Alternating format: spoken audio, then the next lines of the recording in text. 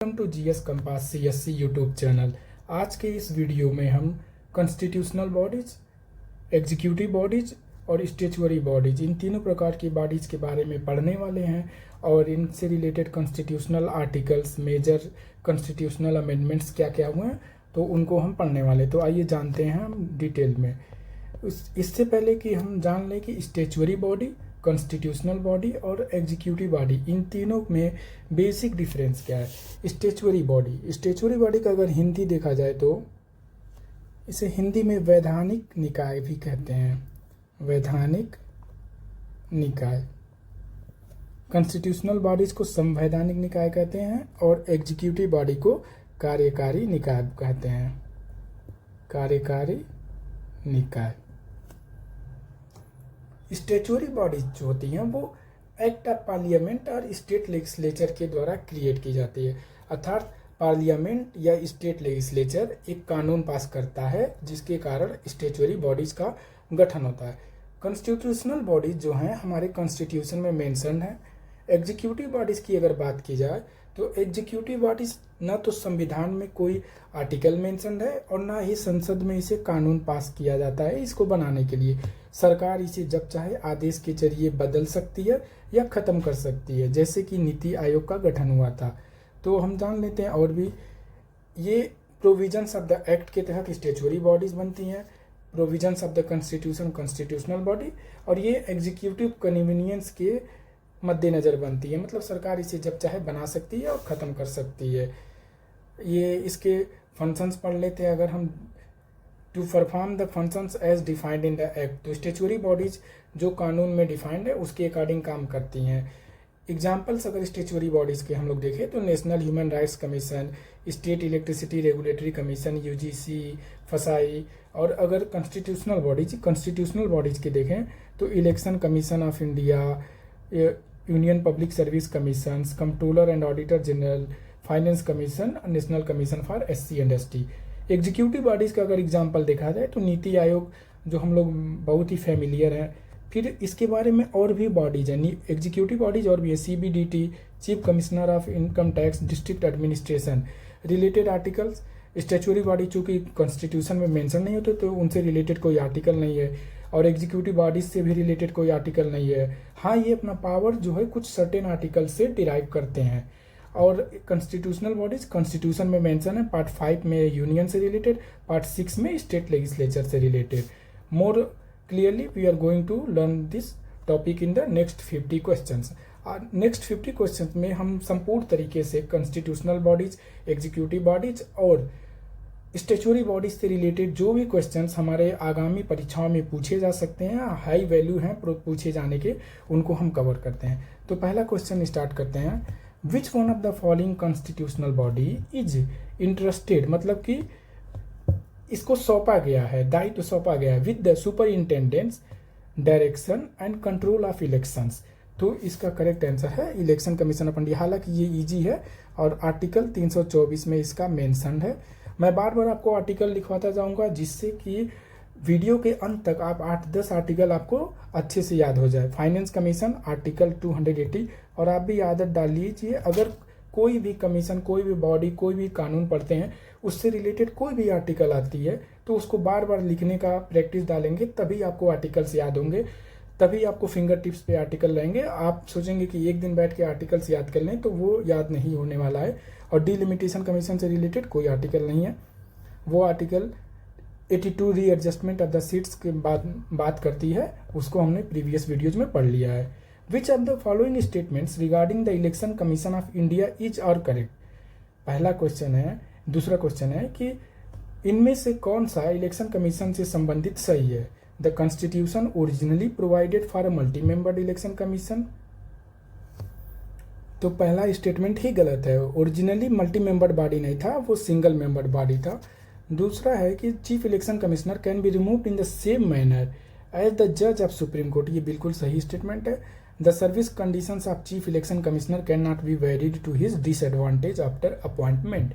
ये भी correct statement है, ताकि ये इसलिए ऐसा किया गया ताकि इलेक्शन कमिश्नर की इंडिपेंडेंट रहे, वो अपना फंक्शंस ट्रांसपेरेंट तरीके से काम कर सके और किसी के दबाव में काम ना करे। तो it's correct answer would B 2 and 3 only. Question number 3 देखें और एक इससे रिलेटेड ये भी जान लें कि आर्टिकल 324 जो है वो इलेक्शन कमीशन ऑफ इंडिया को रिजर्वायर ऑफ पावर देता है, अर्थात बहुत सारा पावर देता है, जिसके तहत election commission of India independently perform करती है और फंक्शन करती है। ये इसी के कारण मॉडल कोड ऑफ कंडक्ट भी लागू करती है, पोस्टिंग्स और तमाम करती है ये इलेक्शन के टाइम में। क्वेश्चन नंबर 3 की बात करें तो recommendation of finance commission relate to distribution of tax revenue, सही है। ग्रांट्स इनेट, ये भी सही है। पंचायत फाइनेंसेज के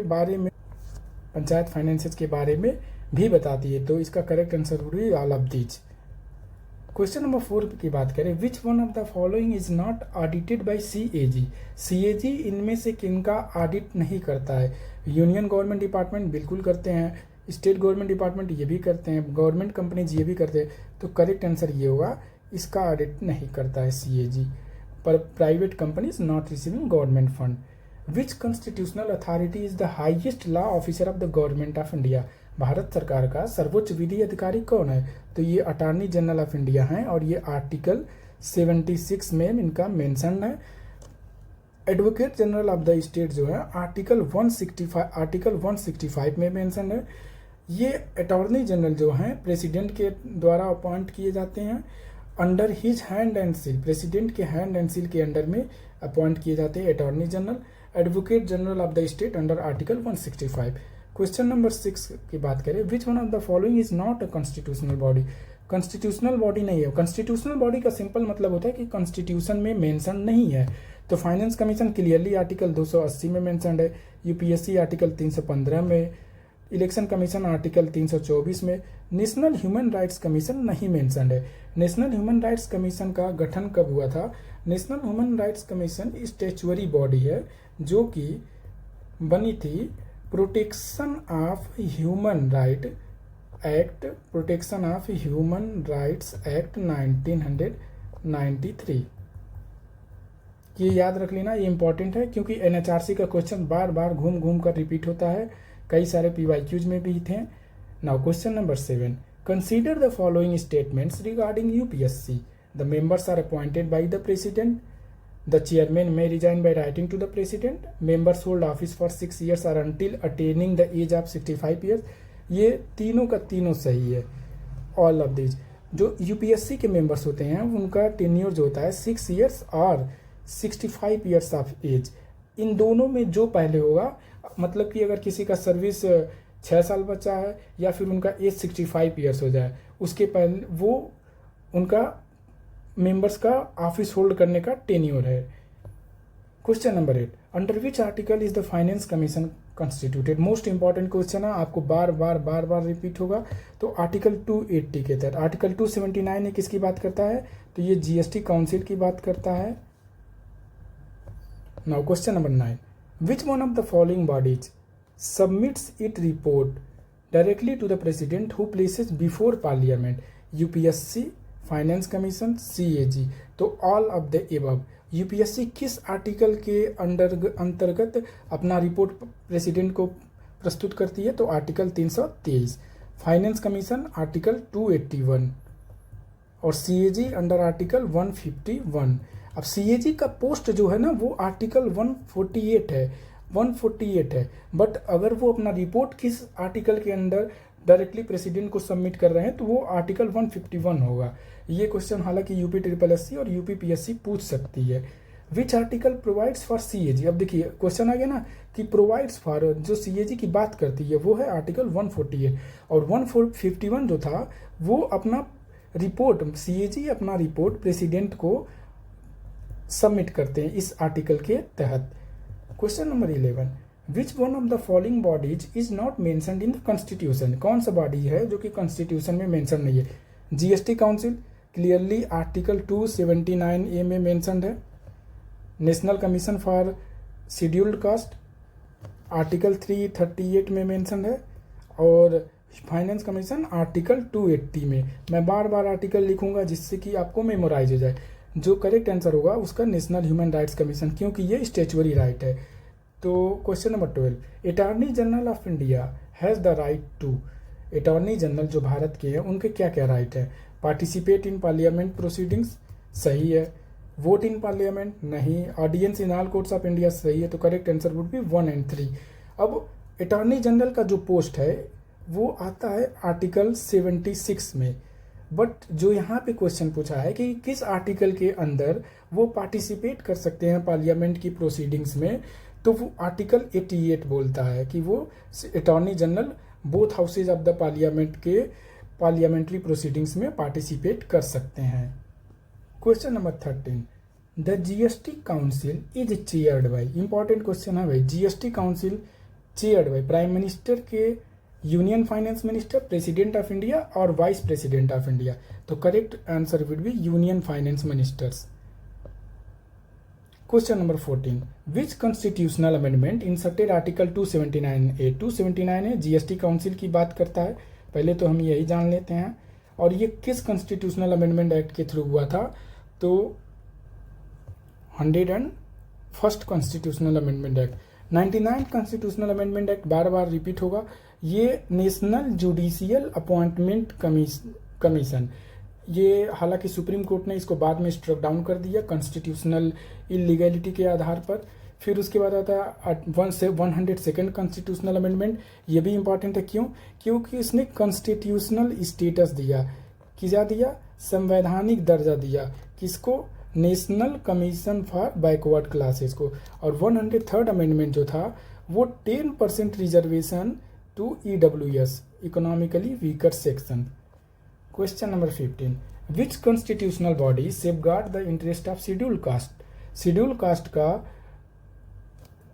सेफगार्ड कौन करता है? कौन सी कॉन्स्टिट्यूशनल बॉडी उनके वेलफेयर के लिए बात करती है, उनके उत्थान के लिए बात करती है? तो national commission for schedule caste, जो कि आर्टिकल 338 में मेंशन्ड है। National commission for ST article number 338 में है। National human rights commission statutory body है और ये 1993 में protection of human right acts के द्वारा बनाया गया। और NCBC मतलब national commission for backward classes article number 338 भी, तो ये भी कॉन्स्टिट्यूशन में मेंशन है, ये भी मेंशन है, ये भी मेंशन है। ये तीनों कॉन्स्टिट्यूशनल बॉडी और NHRC स्टैच्यूटरी बॉडी है। आर्टिकल 338 फिर आ गया कि question number 16 article 338A, 38A आएगा तो ST होगा, 38B आएगा तो बैकवर्ड क्लासेज हो जाएगा। Now which one of the following is statutory body, फिर वही क्वेश्चन आ गया NHRC। NHRC बहुत इंपॉर्टेंट है, इसलिए बार बार रिपीट हो रहा है और उसके साथ साथ हमें नए ऑप्शंस भी एक्सप्लोर करने पड़ेंगे। Finance commission constitutional body 280, UPSC 315, election commission 324। Which body recommends the principle governing grants in aid to the states, कौन राज्यों को अनुदान देने के सिद्धांतों की अनुशंसा कौन करता है? Finance commission.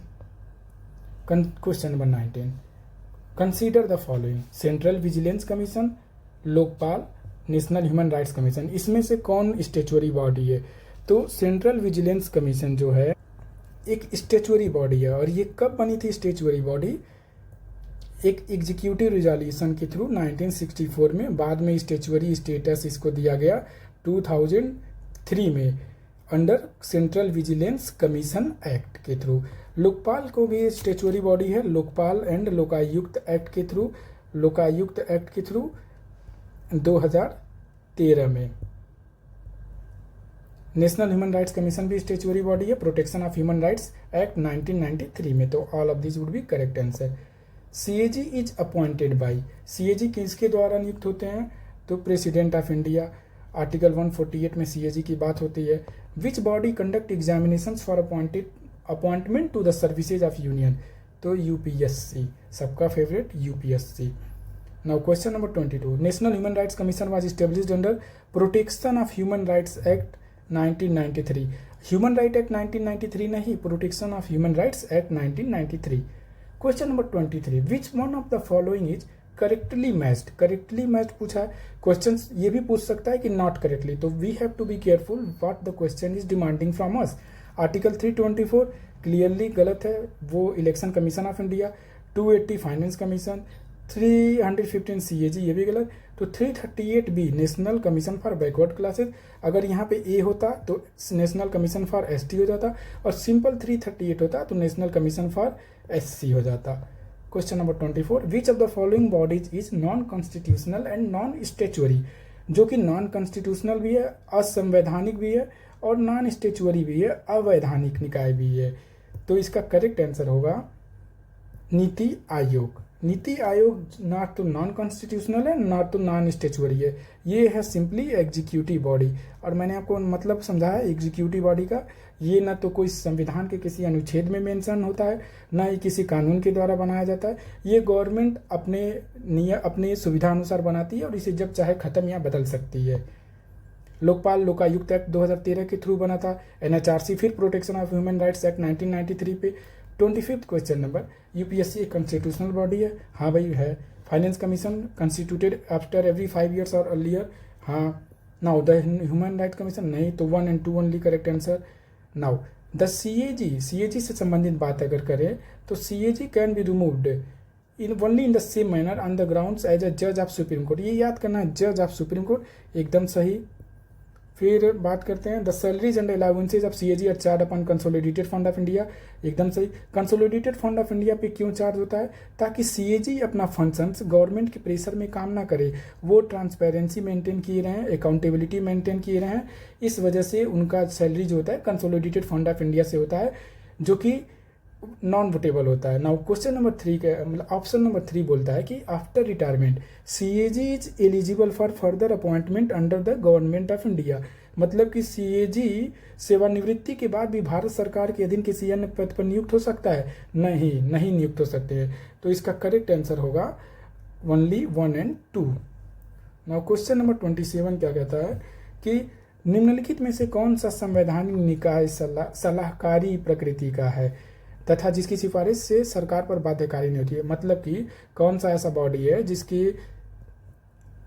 रिकमेंडेशन जो होते हैं केवल एडवाइजरी नेचर के होते हैं? तो वो फाइनेंस कमीशन होता है, और कुछ हद तक सीएजी भी होता है। तो अगर देखा जाए तो यहाँ पे दोनों सही हो सकते हैं, बाध्यकारी नहीं होती हैं।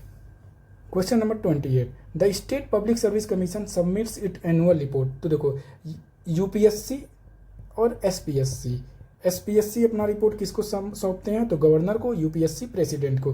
गवर्नर रेस्पेक्टिव स्टेट लेजिस्लेचर में उस रिपोर्ट को ले जा करके प्रस्तुत करेंगे और प्रेसिडेंट पार्लियामेंट में। Question number 29, which of the following is not a function of election commission of India? Conducting elections to the parliament सही है, conducting elections to the state legislature सही है, प्रिपेयरिंग इलेक्टोरल रोल सही है। जो मतलब सही होने का मतलब मैं ये बोल रहा हूँ कि ये फंक्शंस हैं, ईसीआई के फंक्शंस हैं ये सब। कौन सा फंक्शन नहीं है? तो वो conducting election to the municipal in all state, ये किसका फंक्शन है? तो वो स्टेट इलेक्शन कमीशन का है, स्टेट इलेक्शन कमीशन। मेरा हैंड राइटिंग थोड़ा गंदा है तो आपको इसको मैनेज करना पड़ेगा। Consider the following pairs, constitutional है या स्टेचुरी है? एनएचआरसी स्टेचुरी सही है, सेंट्रल विजिलेंस स्टेचुरी सही है, नीति आयोग एग्जीक्यूटिव बॉडी है, एकदम सही है। तो ऑल द 3 सही हो जाएगा। Attorney general of India is appointed by president. The provisions relating to national commission for backward classes were inserted through, किस कॉन्स्टिट्यूशनल अमेंडमेंट के थ्रू एनसीबीसी को कॉन्स्टिट्यूशनल स्टेटस दिया गया था? तो वो था 102nd constitutional amendment act 2018। 101st से आया था जीएसटी। नाउ क्वेश्चन नंबर 33 ये बोलता है, और 103 से हम तो जानते हैं ईडब्ल्यूएस 10% रिजर्वेशन था, और 104th कॉन्स्टिट्यूशनल अमेंडमेंट जो था वो बात कर रहा था कि हम एक्सटेंड करें रिजर्वेशन ऑफ सीट्स फॉर एससीज and ST in the Lok Sabha and state assemblies. Question number 33, consider the following statement, GST council makes recommendation regarding GST rates. ये स्टेटमेंट नंबर 1 है। Statement number 2, statement 3, every decision of the GST council requires unanimity. मतलब कि क्या मतलब इसमें सबका सहमति होना जरूरी है? तो नहीं, इसमें सबका सहमत होना जरूरी नहीं है। जीएसटी काउंसिल को अगर शॉर्ट में देखें तो वो आर्टिकल 279A में मेंशन्ड है। अगर कोई भी डिसीजन हमको लेना है तो जीएसटी में डिसीजन लेने के लिए जीएसटी काउंसिल में अगर 3/4 मेजॉरिटी से कोई भी डिसीजन पास होता है तो वो पास होता है, जिसमें कि सेंटर और स्टेट्स दोनों के पास वोटिंग राइट होती है। सेंटर का वोटिंग राइट 1/3 होता है और स्टेट्स का मिला के 2/3 वोटिंग राइट होता है। जीएसटी काउंसिल का चेयरपर्सन कौन है? तो यूनियन फाइनेंस मिनिस्टर होते हैं, फाइनेंस मिनिस्टर होते हैं। तो करेक्ट आंसर वुड बी। और parliament is legally bound to accept recommendation of GST council. नहीं भाई, रिकमेंडेशन ऑफ जीएसटी जो होता है वो बाइंडिंग नहीं होता है, ना तो पार्लियामेंट पे ना तो स्टेट लेजिस्लेचर पे। तो correct answer would B A only, one only. Question number 34, which one of the following bodies prepares the panel for appointment of the chief election commissioner. इनमें से मुख्य निर्वाचन आयुक्त की नियुक्ति हेतु चयन समिति या पैनल किससे संबंधित है? तो कॉन्स्टिट्यूशन एक्सप्रेसली प्रोवाइड सच पैनल नहीं, ये करेक्ट आंसर होगा parliament has provided by law. और ये कौन से एक्ट के थ्रू? तो chief election commissioner and other election commissioners appointment act 2023। इस पैनल में कौन कौन होगा? तो इस पैनल में होंगे, 1 मिनट, प्राइम मिनिस्टर होंगे, जगह नहीं, स्पेस नहीं था, प्राइम मिनिस्टर होंगे पहला, दूसरा होंगे लीडर ऑफ अपोजिशन होंगे, leader of opposition, and third member जो होंगे एक यूनियन कैबिनेट मिनिस्टर होंगे, union cabinet minister. Question number 35, which one of the following is correctly matched? तो article 338A is correctly matched. Reports of CAG relating to the union are examined by. CAG की report की जांच कौन करता है? ये most important है। CAG मान लीजिए किसी भी गवर्नमेंट कंपनी या गवर्नमेंट के एक्सपेंडिचर्स या कंसोलिडेटेड फंड ऑफ इंडिया जो है उसका जब ऑडिट करता है तो वो रिपोर्ट किसको भेजता है? वो रिपोर्ट्स भेजता है पब्लिक अकाउंट्स कमेटी, PAC, जिसके 22 मेंबर्स होते हैं, 15 लोकसभा के, 22 मेंबर 15 लोकसभा के होते हैं, 7 राज्यसभा के होते हैं। इसका चेयरपर्सन स्पीकर चूज करते हैं, स्पीकर ऑफ लोकसभा। और इनका जो मेंबर होता है वो जनरली जो होता है चेयरपर्सन, वो लीडर ऑफ अपोजिशन होता है बाय कन्वेंशन। बाय कन्वेंशन का मतलब है कि ऐसा कहीं मेंशन नहीं है, लेकिन ये परंपरा चली आ रही है। PAC और CAG दोनों को कहा जाता है watch dog of the public expenditure. Question number 37, which one of the following is not a constitutional body? तो इलेक्शन कमीशन भी है, फाइनेंस कमीशन भी है, ये है। तो central information commission is not a constitutional body. Central information commission की अगर बात करें तो ये स्टेचुअरी बॉडी है which is established under, statutory body जो कि स्टेब्लिश्ड है with under RTI act 2005। Question number 38, NHRC was established in 1993, which of the following is correctly match? फिर वही सवाल, इज इनकरेक्टली। अब देखिए इनकरेक्टली पूछा है ना, तो कौन सा इनकरेक्टली? तो article 324 election commission of India है। Now 40, which body is regarded as the guardian of the public purse? तो CAG, पब्लिक अकाउंट्स कमेटी, या फिर कौन? तो CAG को कहा जाता है guardian of public purse. Which one of the following body is created by in executive resolution? तो नीति आयोग, बार बार ये रिपीट हो गया। Now question number 42, which of the following constitutional body has quasi judicial body या क्वासाई जुडिशियल बॉडी? तो election commission of India. Quasi judicial bodies ये है कि अगर किसी मैटर से रिलेटेड डिस्प्यूट एराइज होता है तो उसको सॉल्व करने का या उस पर डिसीजन लेने का हक किसका है? तो election commission of India.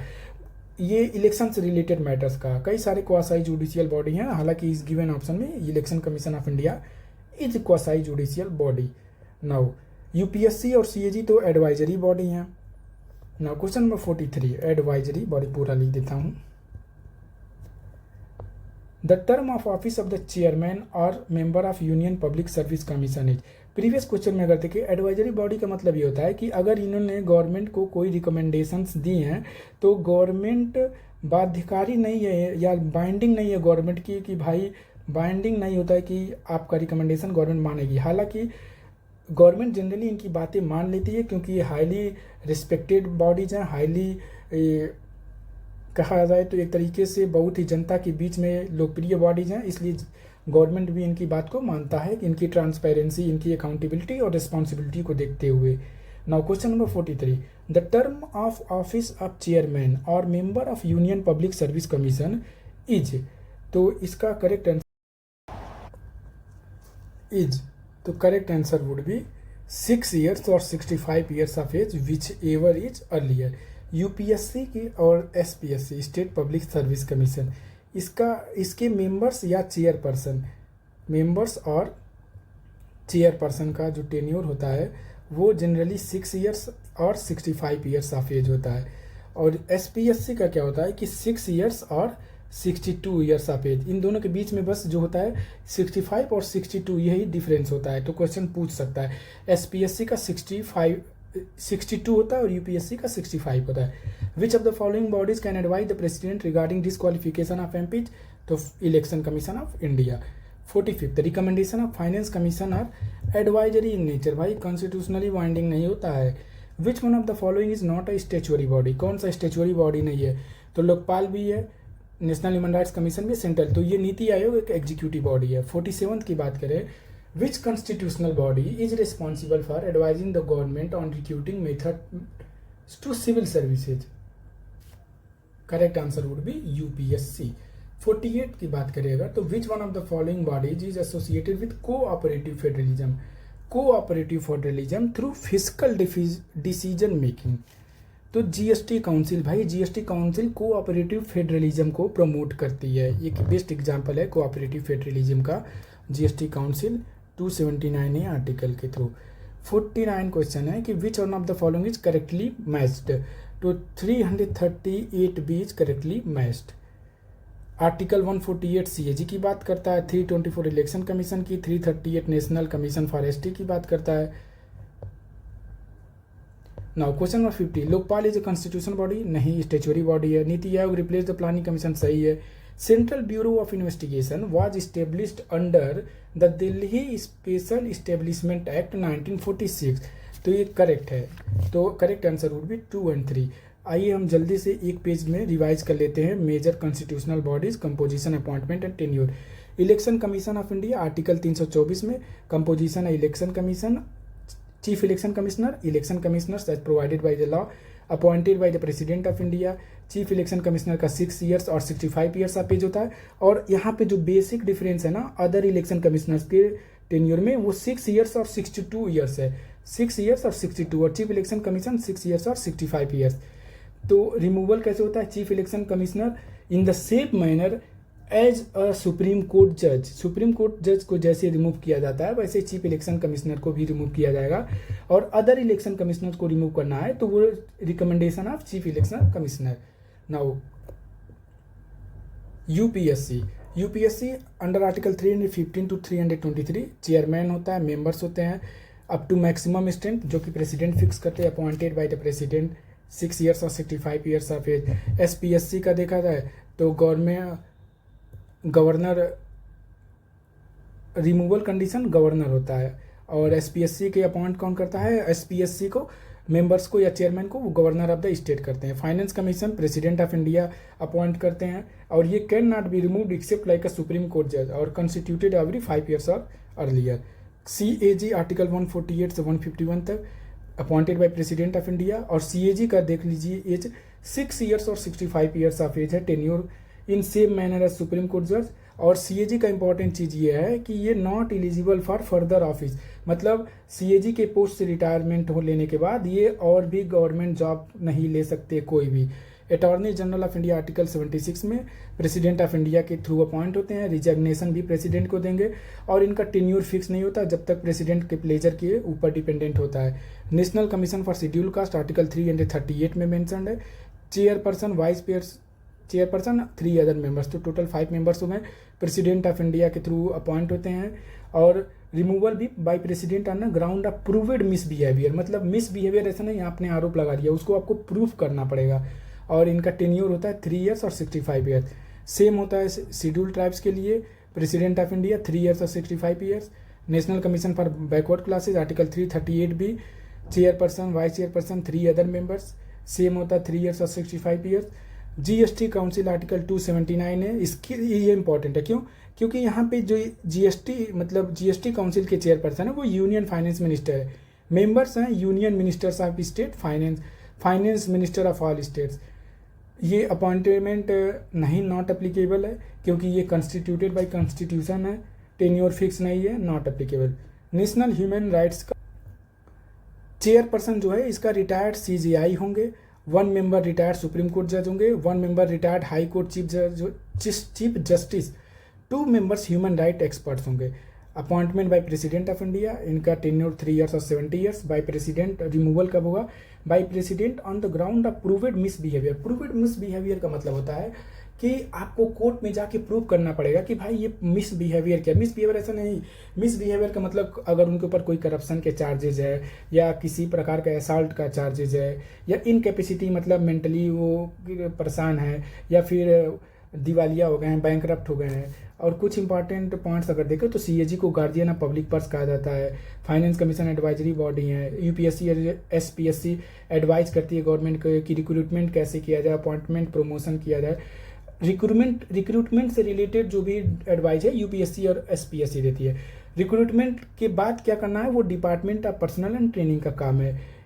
Attorney general of India highest law officer of India है। इंपॉर्टेंट अगर क्विक मेमोरी देखा जाए 76 article attorney general of India, 148 CAG, 279 है GST council, article 280 finance commission, 315 से 323 तक UPSC and SPSC, 324 election commission of India, 324 को reservoir of power भी कहा जाता है for the election commission of India, क्योंकि ये इनॉर्मस पावर देता है इलेक्शन कमीशन ऑफ इंडिया को अपना फंक्शंस परफॉर्म करने के लिए, इलेक्टोरल रोल्स प्रिपेयर करने के लिए, सुपरिंटेंडेंट्स करने के लिए, इलेक्शंस का डायरेक्शंस प्रोवाइड करने के लिए। Article 338 national commission for schedule caste है।